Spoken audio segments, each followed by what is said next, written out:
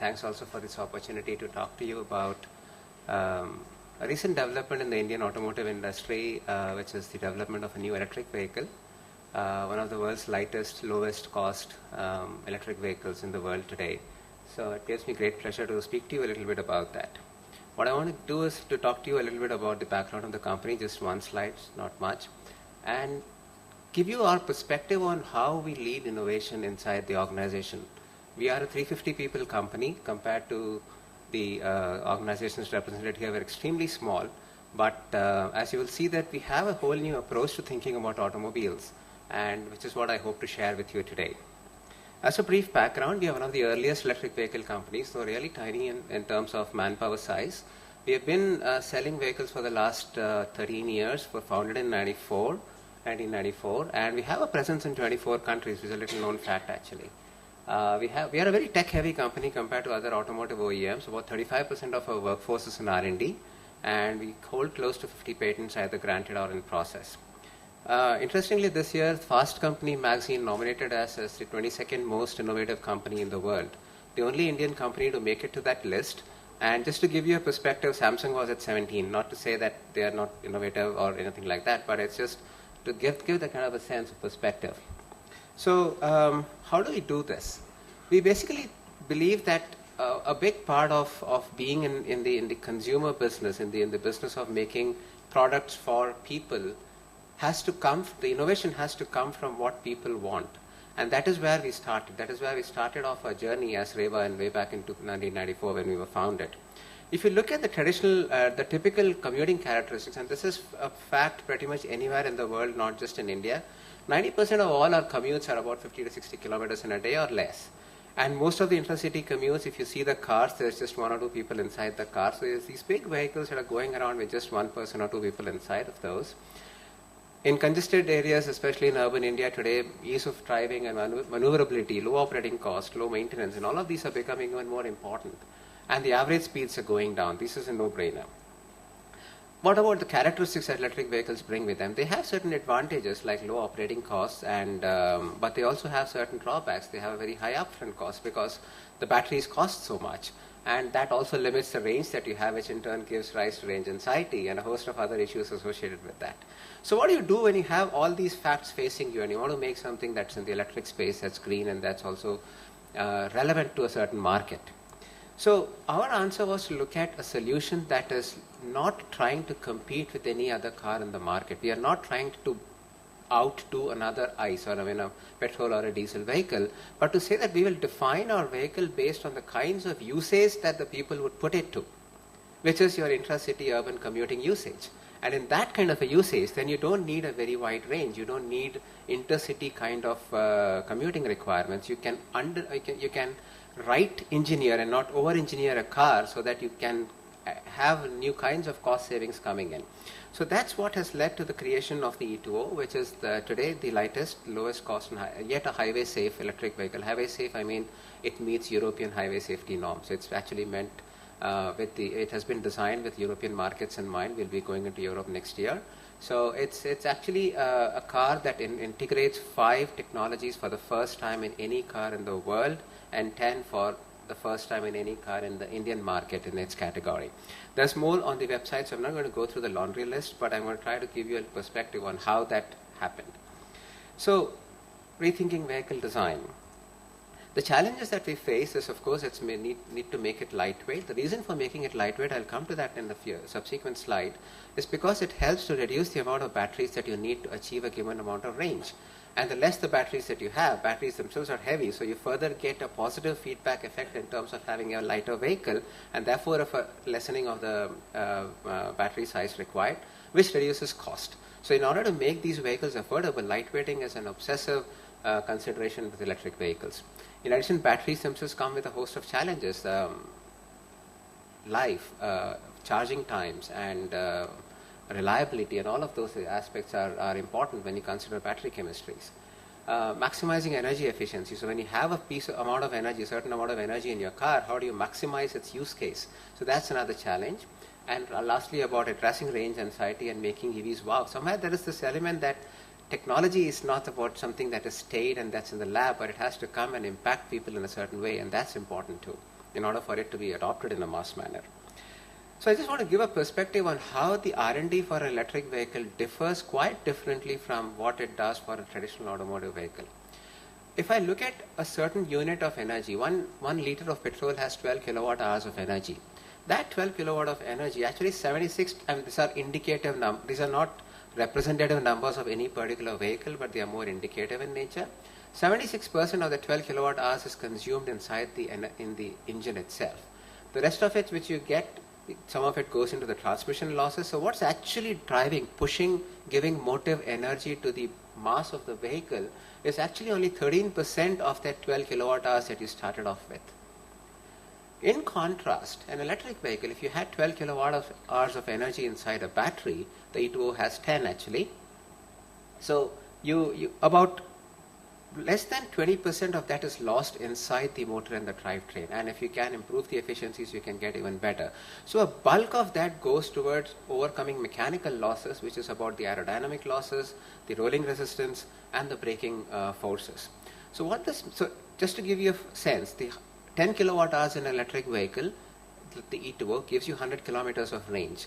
12 kilowatt hours, which is 1 liter of petrol, it gives you 15 kilometers of range. And that's the kind of efficiencies that you're looking at extracting with the right set of technologies in place. So I'll just go through a brief about some of these innovations that have gone through. We started using lithium-ion batteries for the first time in India and have about 22 patents granted or in process in this entire space. India today lacks a native industry for making lithium-ion cells, but we do our own pack development at very massive scales, 200 to 300 Ah packs, and that's what we have developed competencies on in-house.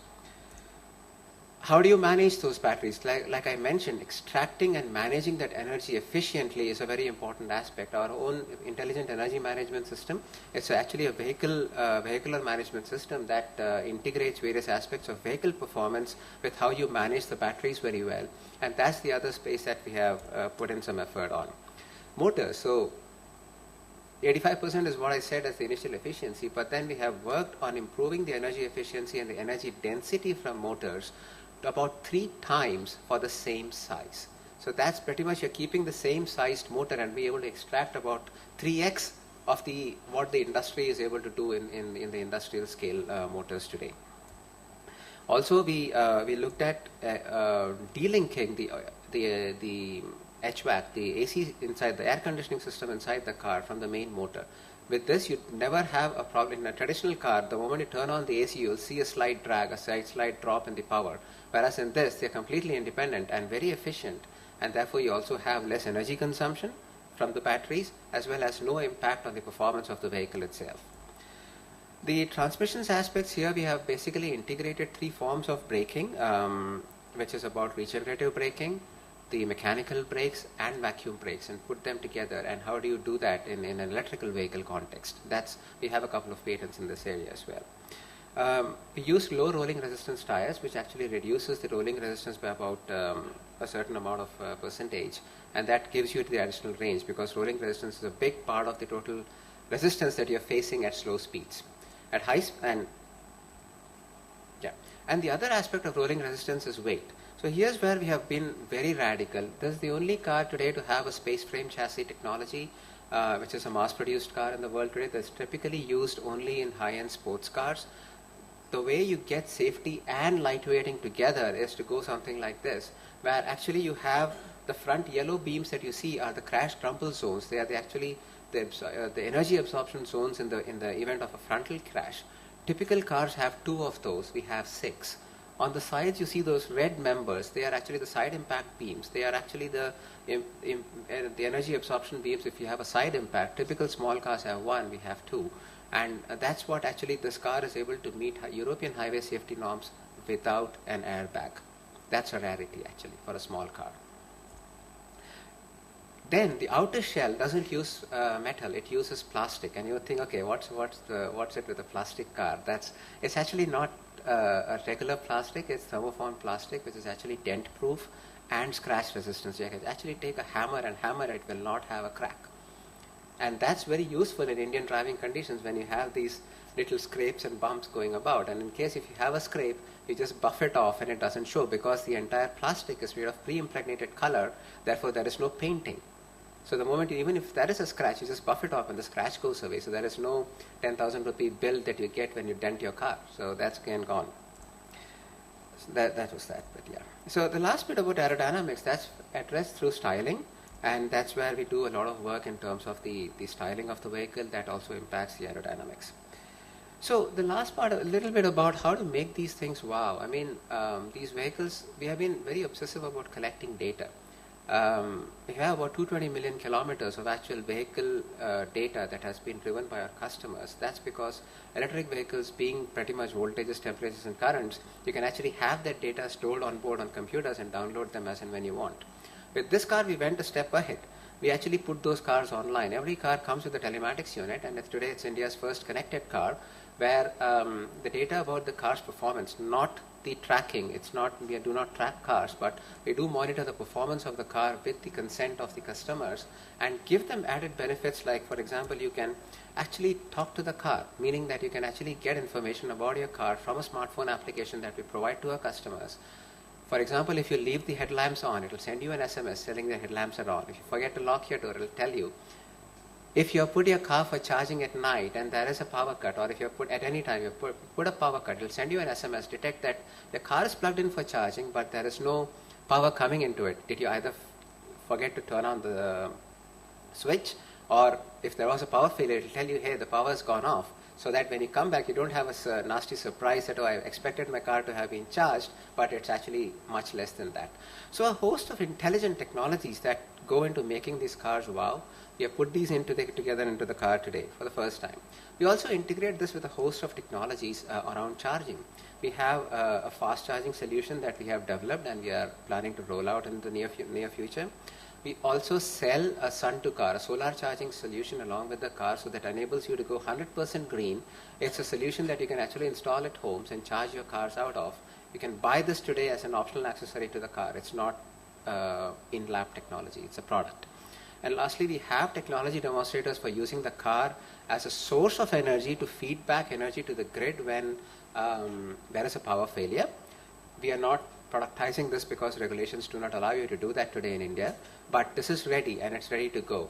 And as and when you want to, especially in cases like we had a disaster zone and you wanted, there was a breakdown of power, you could actually have electric vehicles there which could actually give you, it could be charged from solar and then they could be used to power other emergency equipment.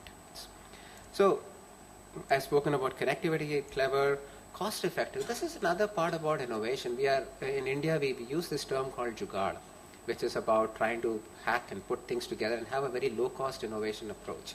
That is an approach to making innovation which is affordable by design, and this is what we have tried to embody in the work that we do. It starts with thinking about the market, the kind of insights that you have about the customers that you hope to serve, and try to make affordability appear by design and not necessarily by economies of scale.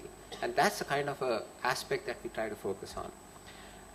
Lastly, I'll touch upon the fact that the entire process of making these cars has also become very green. We have actually created a process that is embodied in this new plant that we have set up. Last year it was inaugurated. It's the world's very few automotive plants that have an IGBC Platinum, or IGBC is equivalent to the US LEEDs rating.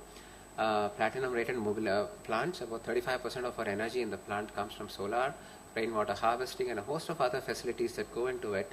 You're most welcome to come and visit us in Bangalore at any point you feel like. It's about making, we try to look at a philosophy of being born green. It's not just the car that's green, it's the manner in which it is made is also green, and that's what we have tried to embody into this. Just to sum up, I think the E2O, we believe that the E2O incorporates a new thinking about vehicles and about mobility and how these things are realized. Innovation comes from considering a holistic approach to commuting, which is starting with rethinking the paradigms and the consumer needs for mobility. That leads to a rethinking about vehicle design and manufacturing, and also extends into the much larger ecosystem. Thank you very much.